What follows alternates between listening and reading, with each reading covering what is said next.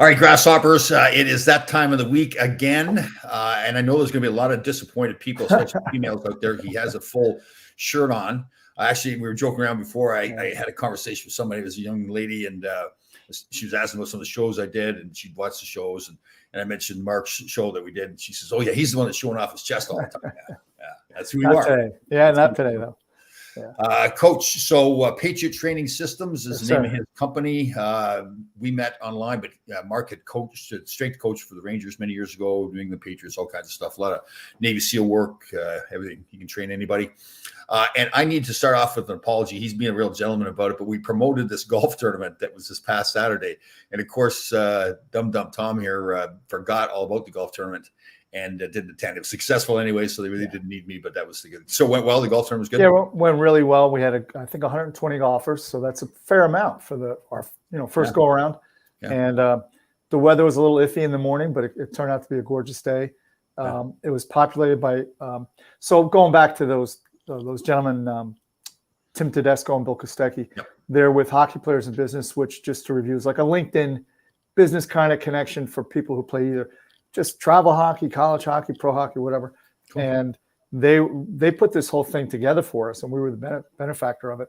And it was great. So there was a lot. It was mostly hockey guys, and I didn't play because I just kind of had to run stuff. I walked around, but we did have a putting contest at the end, and there was 3 guys, and I came in 5th, so I figured that's pretty decent. I would have been 6th, though. Yeah, top 10. Yeah. Oh, but somebody did have the Tom Laidlaw putting style. I don't know if you saw that. I did see the video. That's where I realized. He had the hockey stick going and everything. Yeah. And he just rimmed the cup. It was pretty cool. And tell us, so you were the auctioneer, so you were pulling out the numbers out of a hat to win awards. And there's a PK Subban jersey. So people that don't know, I think most hockey fans will know, a couple weeks ago was a preseason game, Rangers and Devils. And PK Subban, in my mind, slew-footed Ryan Reeves. He was questionable. Reeves got hurt. So you got to draw the number. What'd you say? Yeah, well, I don't want the Devils to hear this because Kevin Fox from New Jersey really is a great guy. He's done a tremendous amount of work for our program. Okay. But I did say that maybe a little bit under my breath, that the jersey came with a free instructional from PK Subban, an instructional slew-foot video. It was questionable too, but I don't know. It sure looked like it to me, but scary stuff. So I know we're going to talk about some other stuff here, but real quick, the Rangers showing some spunk here. When the road trip came back. When you're down 2-0 and you come back on the road. Yeah. Years ago, I was a general manager, coach / whatever, junior A team, and we were the only team on the East Coast here. We were in New York. The rest of the league was Ohio and Michigan. And so all our road trips were monstrous. We'd practice on Thursday. The guys would leave, get on the bus, travel out Traverse City, like 13-hour ride. Oh, wow. We played we played 3 games. We played Friday, Saturday, Sunday. So it was a tough grind for the guys. But, hey, it builds experience and character. But anyway, we won, I would say, Tom, over 90% of those games by 1 goal. So that's – that's like character. And when you see the Rangers, this is a different team. This is a different mindset. And I was reading this morning where the guys like it because Gallant tells you what your role is and leaves it at that. Yeah. And again, it's early yet, but things look fantastic. But even the one play, I know it's a play that a coach may go nuts over, but Lindgren scored 1 goal there. Yeah. And he was in front of the net, the opposition net, and got the assist from Fox, who was deep in the corner. So those are 2 defensemen down deep. Yeah. I just love the attitude that they're saying, hey, listen, we're going to win this game. If we look bad doing it, we're going to go for it. And I love that attitude, not be careful and all that stuff. Yeah. Fox is just – he's at a different level. Yeah. He is at a complete different level. I know. He even had that first goal that they scored. He kind of looked a little bit bad on it, but it didn't bother him at all. He went right back to his game. Yeah. It was fine. Yeah. There was a lot of comparisons, obviously, right away to Brian Leetch. I think there's a lot of similarities in their games, but I think there's some subtle differences. So when they said number 2, that wasn't being compared to Tom Laidlaw? Wasn't the? Oh, I thought it was Leetch. My apologies. I'm sorry. I don't know what I was thinking. Yeah, definitely. definitely. Yeah, not quite. We were laughing. I did the show with Kevin Allen earlier, and Greshner was chiming in, saying how, I was. Did you get my text? Was that it looked like his nose guard was on his ear? We got to get that on the What the heck was going on there? Looked like it was a jock strap. Yeah. His helmet. That is a classic picture. So there's a picture, and I'll get it up. I'll post it, guys, on Instagram and Facebook. Not to, disparage Ron Greshner. We don't want to start he's a tremendous player. He's got a helmet on. He must have hurt his ear or something like that. It looks like they put the jock strap. The training staff put a cup over his ear. At least they painted it the same color as his helmet. Oh God, that's hilarious. Very funny. Very funny stuff. Okay, so I don't know how you feel, but Alec Baldwin, not one of my favorite people, but it's kind of irrelevant in this case. Probably most people have seen it. He was on a movie set, thought he was using a prop gun. The prop gun was actually loaded with real bullets. Whatever fashion, and hit a young photographer, right, and killed her. The cinematographer, she was mortally wounded, and I think an assistant director or somebody was also wounded and survived. Turns out, the latest I heard was that the prop gun, which is a live gun, that they were the handlers of that gun on some downtime were shooting some target practice with live rounds. And then they handed him the weapon. They told him it was cold, which means in their vernacular that it's not loaded. Right. And it was loaded with a live round.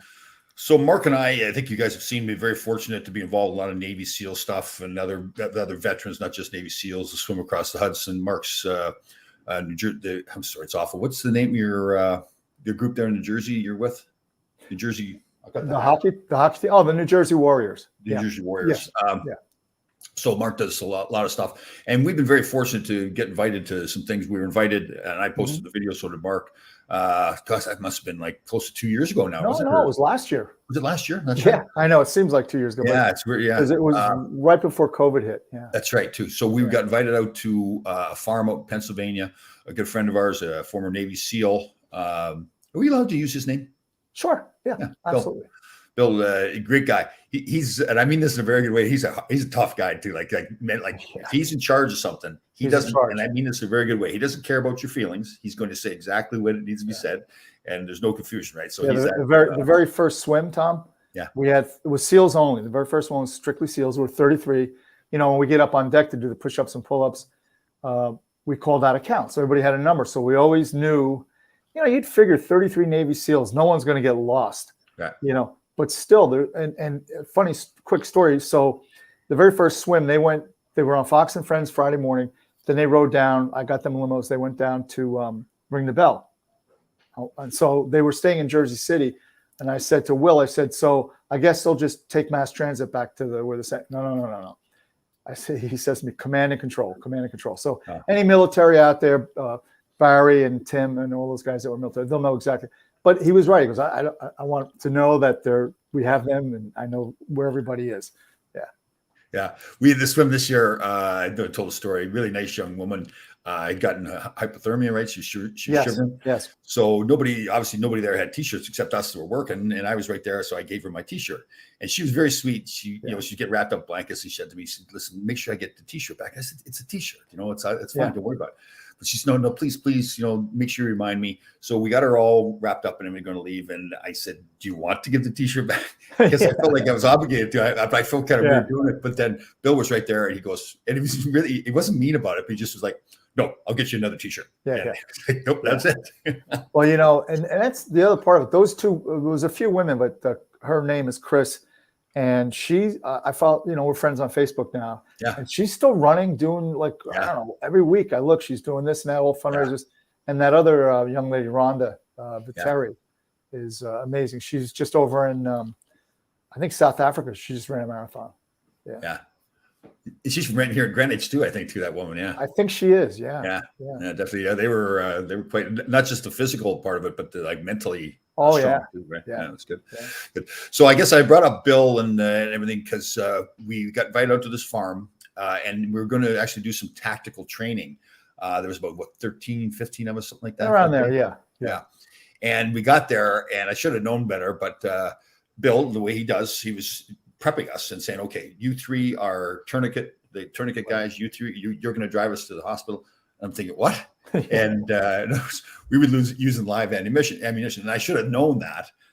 So when he first said that, and I'm somewhat of a gun guy, but not to the extent I was once we got done.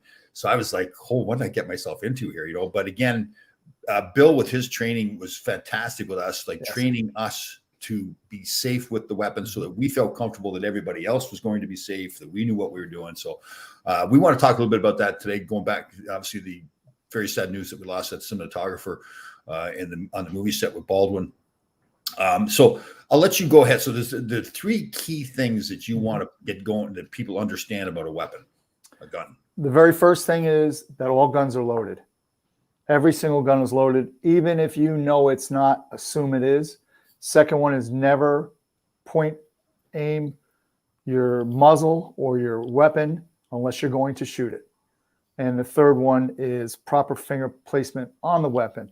I sent Tom a picture with a rifle with an M4, but this is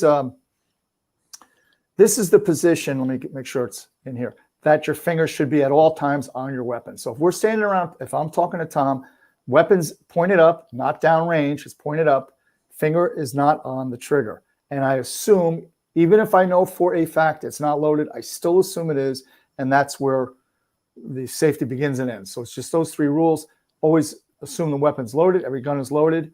Never point your weapon unless you're planning to fire it, and your finger is never on a trigger, it's on the outside. So if you can imagine, this is a longer weapon, it's the same position.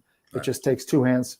I'm trying to get the camera. Would take two hands. I know we want to keep going on the subject here a little bit. I just want to get this one comment up here. I think it's pretty important to get up here. Brian Duffy, one of our listeners, member of the Minnesota Warriors hockey program.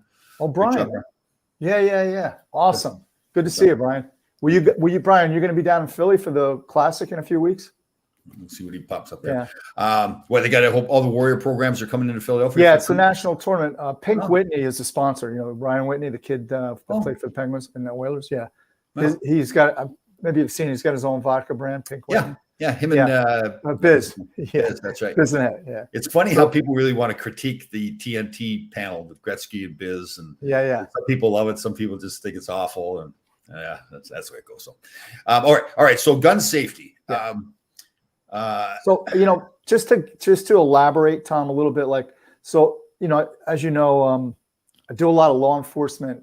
We do these weapon retention and a lot of skill sets that are very particular to law enforcement. And we do use weapons. We use, training blades, but we also use what we call cert guns. All right. And they have it has the same feel, same trigger pressure, everything else is a regular weapon.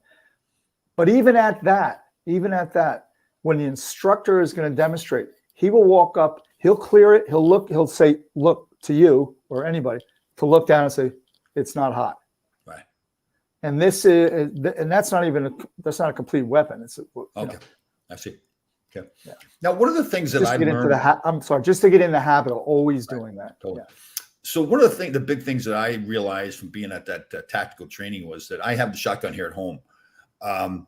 But when I knew so little about, I wasn't comfortable loading a gun or anything until I got there and went through that process. And I'm thinking, okay, it's one thing that I have a weapon in my home. So now somebody breaks into my home and I now choose, although we've talked about a lot, that may not be the best choice, but you choose to defend yourself with your weapon. If you haven't practiced loading it and knowing how to operate the gun in that setting where the adrenaline's just going to be pumping through your veins, to now be thinking clearly enough when you haven't done it. So the only thing that's part of gun safety is making sure you get the gun out and train yourself to use it. Absolutely. There's no question. And if you are a homeowner who does have a legal weapon, you do have to get to the range. You have to practice loading. What do you do when it jams, especially now with all the slide weapons?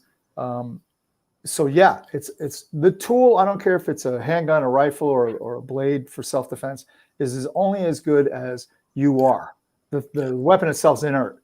So you have to practice safety protocols. You have to practice your marksmanship. And also, like you said, when you're, I've been educated in what happens to you when you actually are in what we want to call a critical event. That would be someone breaks in your home or someone tries to attack your family. You're going to get an immediate neurochemical bath where your heart rate's going to get jacked up. And again, it gets back to, you're going to lose motor control, and everything has to be a gross motor control. So that's what's very important, that you practice, say if the gun jams, how to tap rack and reload. and fire, right? All those tap rack bang. Top rack bang. Yeah. So that's really critically important for your safety and for the safety of those around you. Right. Yeah. And so Joe here is asking a good question. Why did he aim a gun at someone, pull the trigger? Gun is not a toy. Very, very good point. That's what Mark is saying here. That that kind of goes to Mark's point to always assume that has a live round in it. Correct. It can hurt somebody. Yeah, there's a lot of blame to be spread around here. Obviously, Alec Baldwin, not a favorite guy of mine, but this is horrible. It's a horrible tragedy. Yeah. I do feel bad for him, but there's a lot of side stories going on that there was some cost cutting and things of this nature. And I'm not really familiar. I do know that if you're going to be in a film that does have weapons, that you're supposed to be, even the actors, trained up a little bit. I don't know what the extent of that is. Yeah. And you would think in today's age with so many ex-military out there that they just don't hire they spend money like it's going out of style anyway. Yeah. Hire a Bill Brown to go out there and a guy, you need a guy like Bill Brown's going to say, no, this is not how it's going to work. Yeah. This is how it's going to work, and to monitor and supervise. So there's a lot of blame. Unfortunately, the young lady lost her life, and there's going to be a lot of litigation flying around for sure. Yeah. Well, I guess, hopefully if it does anything, it wakes everybody up to use, safety measures. They're not just in movies, but, because, listen, it's terrible if this young lady lost her life. So nothing can bring her back now. But I should have looked up the numbers, but the accidental gun deaths on a daily basis in the U.S. are, I'll look up the numbers, but there are a lot more than just that one going on. So a lot of, obviously, if you are a legal gun owner and it's in your home, it has to be locked. It's got to be, either a thumbprint safe or something in those lines. Yeah. And again, even that, I don't want to get too deep into it because we could spend hours on how you construct a situation that you're going to be the safest you can be if there is an intruder, such as fatal tunnel and having the advantage of being above anybody coming in the home. But you can't go around firing guns in the house either, because even though this is an old style 38, this will go through walls. It'll go right through walls, and you may miss and injure or kill someone you're not intending. When I live in a condo and I'm thinking, okay, I've got the shotgun, but is that the safest thing for me to even think of using? Here's what I would suggest, that anybody who's a gun owner that doesn't have a lot of time spent training up is to go to a range, but also Bill Brown and Kenny Bigby and a bunch of us are doing a urban tactical weekend, and it's in what we call a shoot house, which is a warehouse that's been constructed to have different rooms, and you can actually act out scenarios. And I would say, and it's open to the public. And I would suggest anybody who is a gun owner that you really need, if to train up, and it could save your life, it could save your family's life. And off topic but on topic, my grandmaster, so to speak, in Filipino martial arts is here from the Philippines. And we were talking because he's traveled to 120 countries doing presentations for law enforcement, military, special operators. Right. And the first thing that we talked about is why he trains, and this applies to general public too, is to make sure that the criminal lives, the law enforcement officer lives, and that there's litigation avoided. Right. I agree. Brian Duffy got back to us. He's heading to Florida to do a tournament there in Florida. Hanging in Florida for that. Oh, okay. No, he's hanging in Florida. You know what? I'd rather be in Florida. Oh, I see what you mean. Okay, sorry, Brian. Yes. I'll take Florida over Philly any day. Yeah. Well, although give me a compliment. So this is Larry Melnick's best friend in the entire world. This guy's great. A certified firearms instructor and a great topic. Good job. Oh, I didn't know that. And again, I certainly am not I don't claim to be a certified instructor, but we've been, and I appreciate the compliment.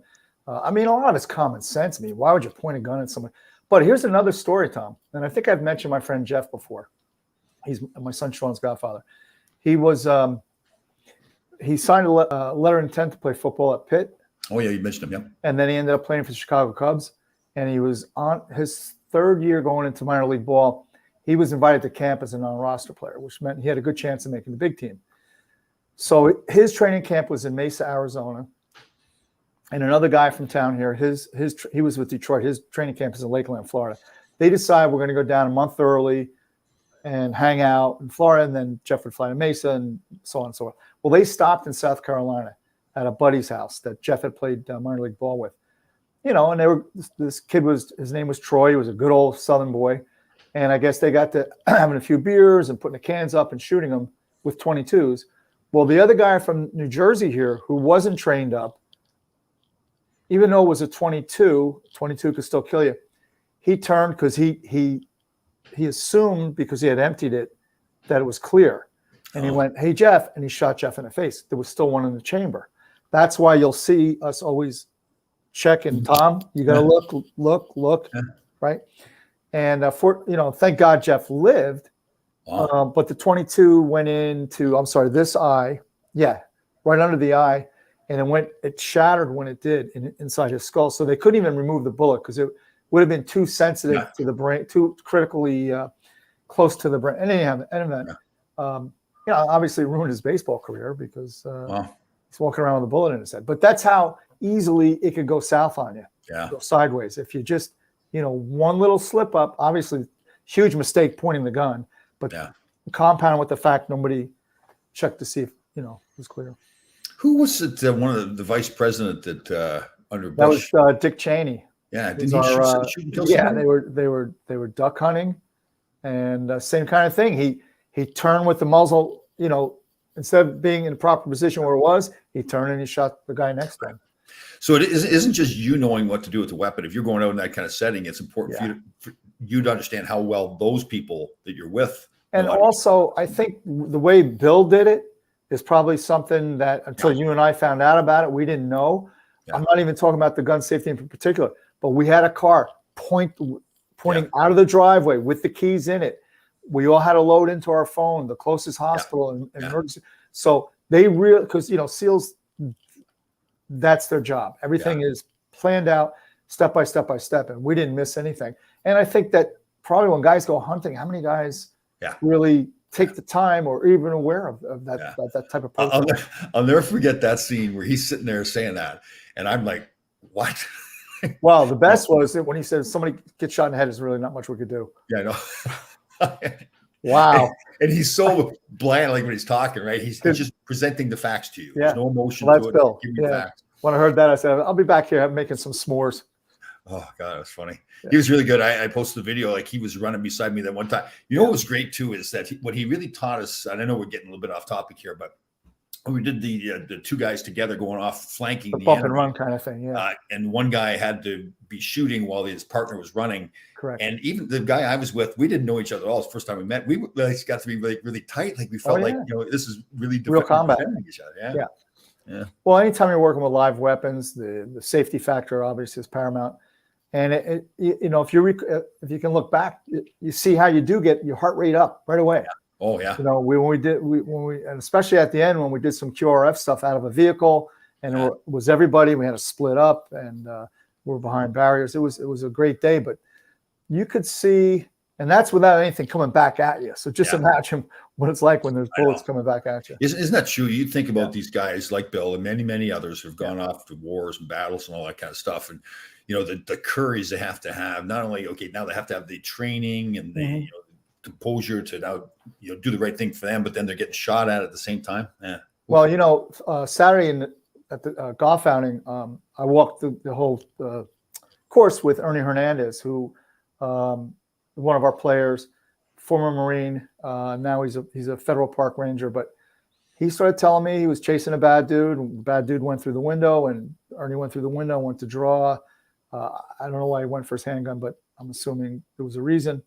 The bad guy was on his back and put two in Ernie. And luckily, for whatever reason that day, he wore double plate.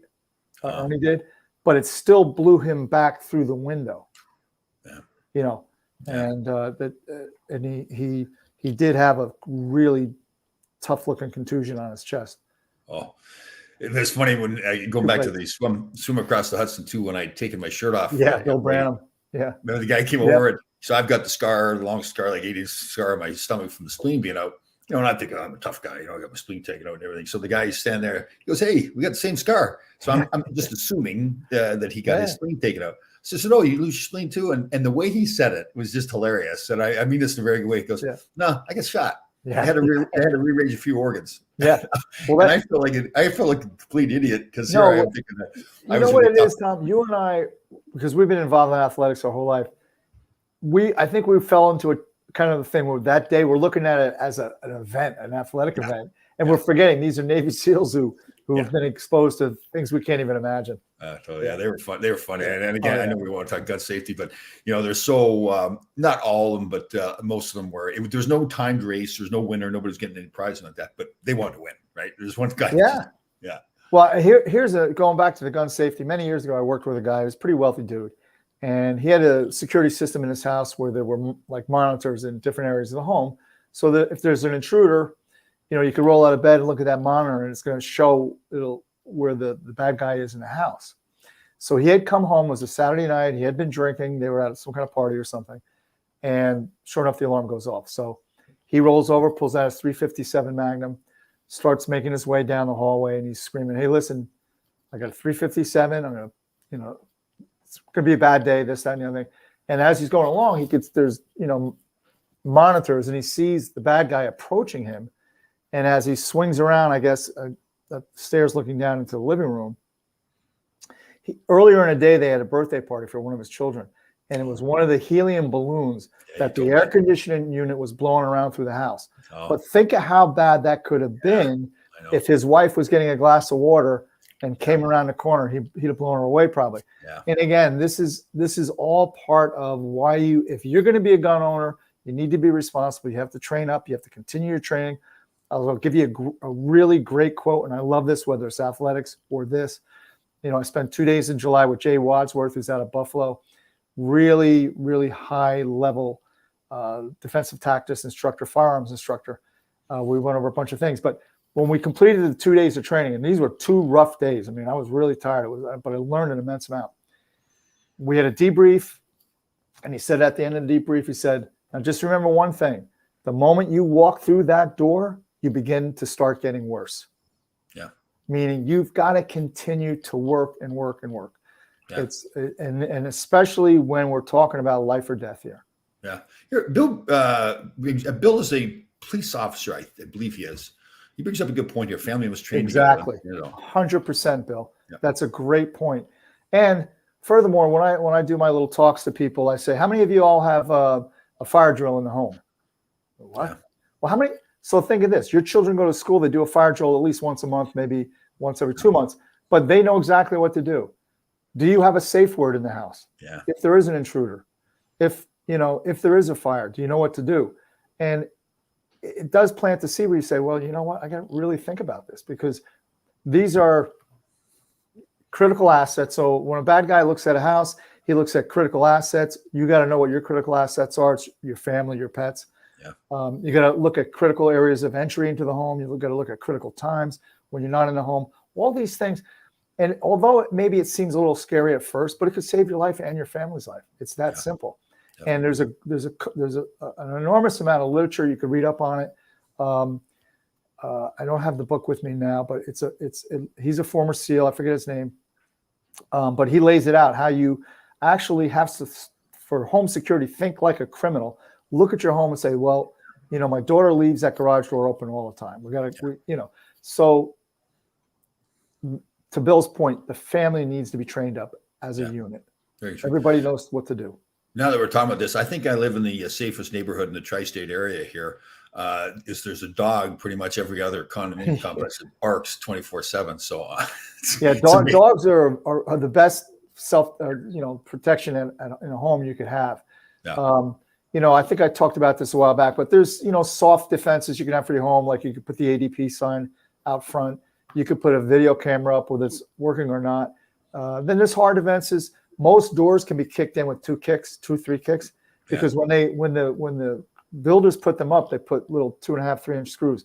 You can reinforce them very simply by backing those out and putting 5.5-inch screws in to the into the hinge, and that door is not going to move.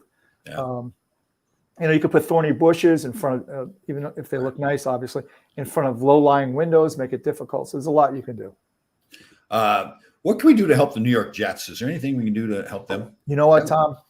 I am a diehard Jet fan. I know you are. And I actually I'm old enough to remember when we won the Super Bowl, when Joe Namath beat the Baltimore Colts, and it's been a terrifying struggle ever since that game ended. Yeah. And they just can't seem to get a coach. They can't seem to get a quarterback. They can't seem to get anything going. Even, traditionally they always had a good set. They have good defense.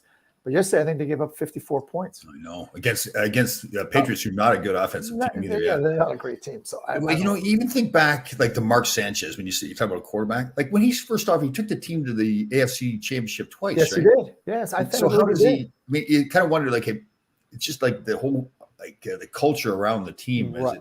Yeah. You hit it on the head. It's culture. Something's not right in that organization. I don't know. So you got to look at the owners, right, and say, well, that's the one consistent thing. Yeah. Yeah, that hasn't changed. Yeah, but definitely. What's got planned? So I'm sorry, going back. You're going to that thing with Bill, that training thing. Where is that? That's going to be in Randolph, New Jersey. If anybody's interested in attending, hit me up. You know what, Tom? I'll send you the link, and maybe you could put it up.